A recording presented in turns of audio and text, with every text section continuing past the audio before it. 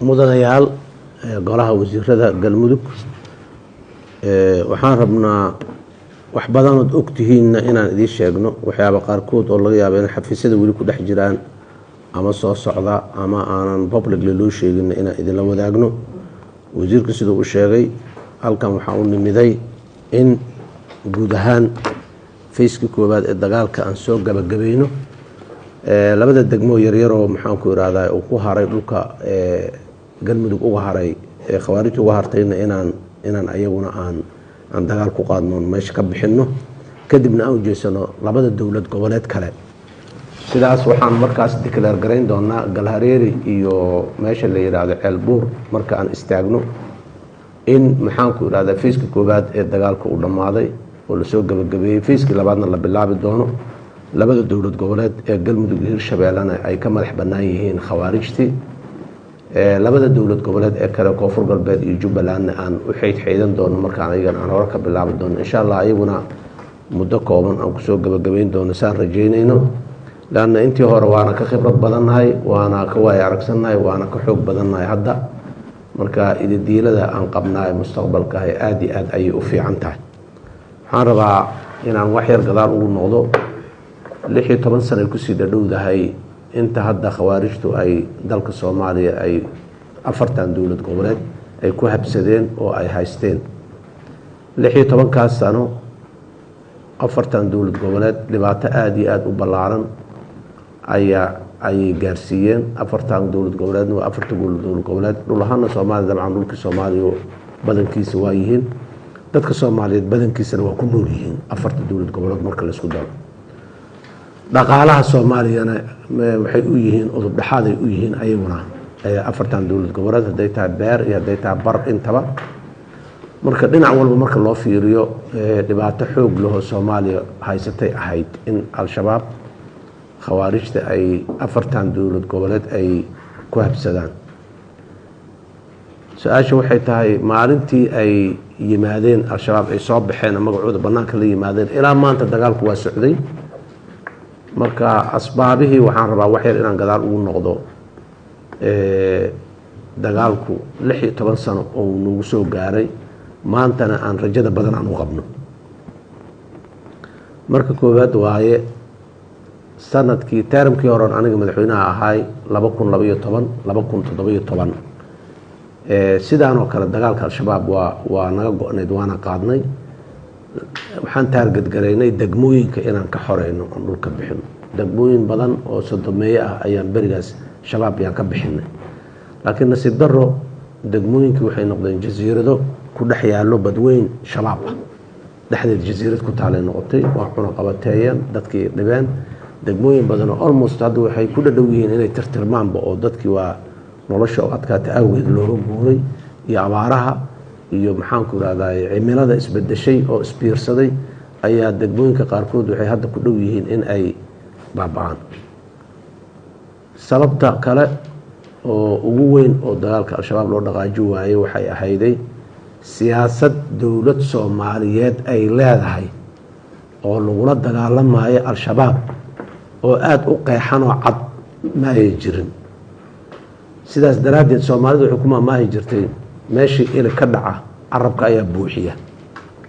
meeshii haddii annaga aan siyaasad aan cad oon leenahay aan la iman weynay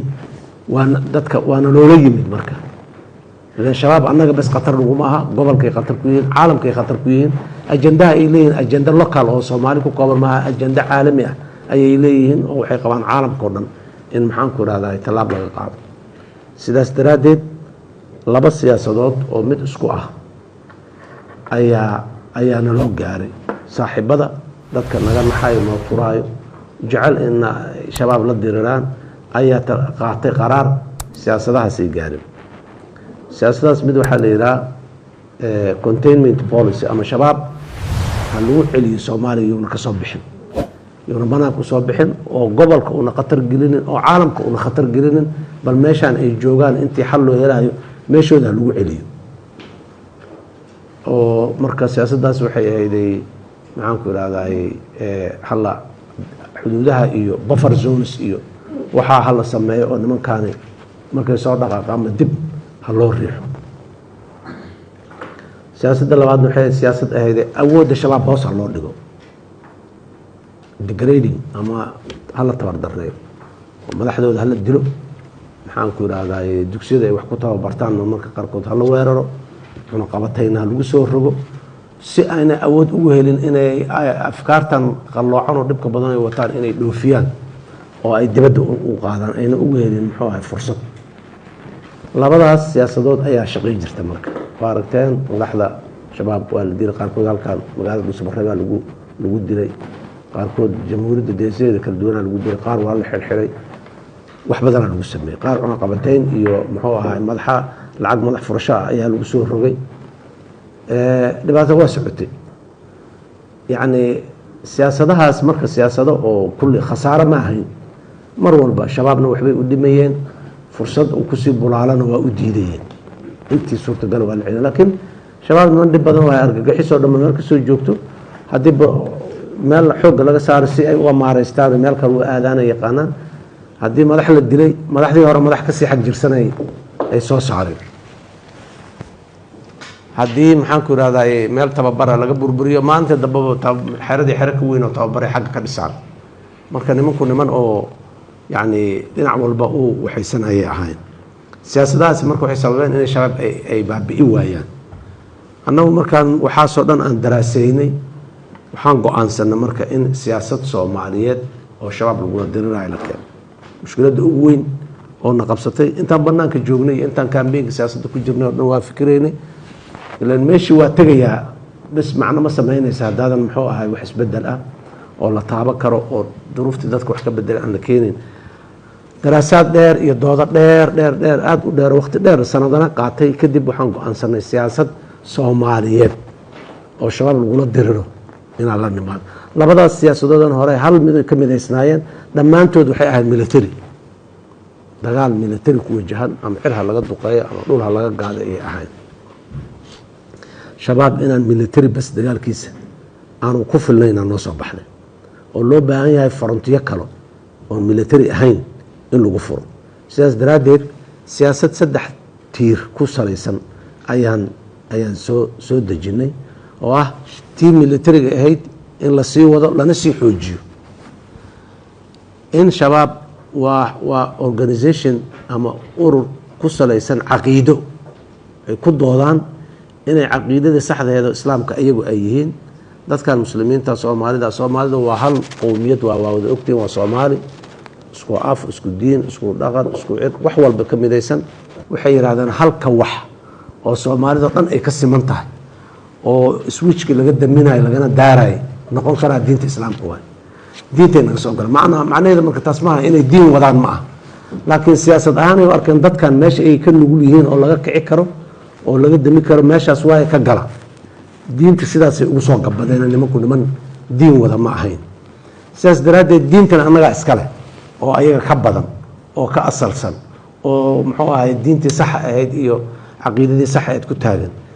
marka xoogaa waxay nagu noqotay meeshaas meel oo cidla ah marka inaan kula dagaalano oo shacabka Soomaaliyeed si kasta oo lagu tusi karo lagu fahamsiin karo nimankan waxay wadaan inaanay diin ahayn in laga shaqeeyo oo dagaal fikri ah lala galo waxay ahayday tiirka labaad tiirka saddexaad waxay nimankan inta badan barigii hore hadday heli jiray waayaha hadda lacag ma helaan lean alqaacidadii bannaankaa la daciifiyey waa la adkeeyey wixii bannaanka lacaga badan uma iman karaan gudahay lacag ka qaataan dhaqaalaha gudaha ay ka qaadanayaan in lagula dagaalamo ayadana laga hor istaago sidaas daraaddeed saddexdaas tiir ku taagan ayaan la nimiday saddexdiibana waa wada qaadnay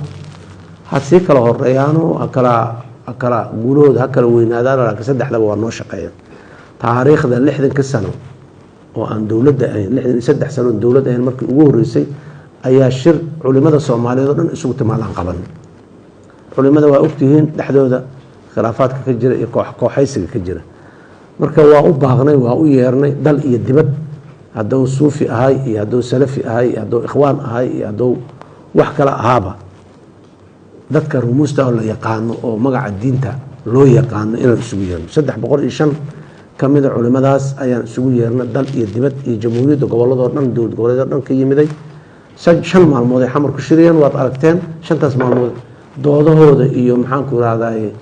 ra-iisul wasaarshooda live ee telefishinada dhan ummadda soomaaliyed ka daawanaysay markii dambena iftadii caamka ahayd oo ayagoo wada jiro inay dhahaan shabaab waxay wadaan diin ma aha diintana lukuma laha sideedaba shacab ummad hadday go-aan gaarto wax kastay samayn kartaa oo ka maqan waa heli kartaa annaga inaan go-aan gaarno cabsida kala aaminbaxa isxagalgaadka maxaan ku ihahdaa hoos iska fiirinta ka gabashada ku dhicid la-aanta waxaanoo dhan waxyaabaha dabarka lagu ahoo lugaha naga haysta waa shabaab inaan iska xoreyno annagay nagu xiran tahay waa caddaynay haddana waa u taagannahay waana iska xoreynaynaa dalkeenna nama gabin allana nama gabin annagu yaynaan isgabin aad iyo aada umahadsantihiin wasalaamu calaykum